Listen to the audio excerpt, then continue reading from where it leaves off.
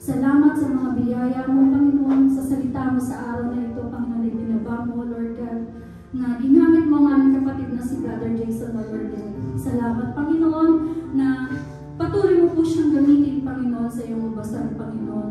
Pagpalain mo po ang kanyang pamilya, Panginoon, sampu ng kanyang sambayanan, Panginoon. Lord, bless them all, Lord God. Lord, gayon din, Panginoon, na sa bawat isa na narito na nakapakinig ng iyong salita, Lord God, nawa, Panginoon, ito'y maitanim sa aming kaibuturan ng aming puso, O Lord God.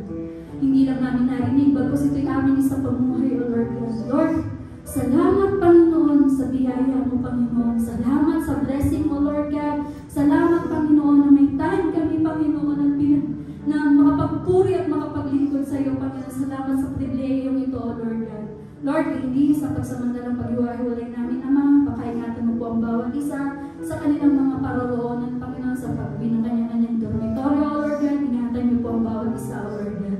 Salamat po, Panginoon, sa iyo ang lahat ng kapurihan, kaluwalangian, at kadakilaan, Panginoon, sa nag-iisang pangalan mo, Panginoong Jesus. Ang lahat ng anak ng Diyos ay magsabi ng ay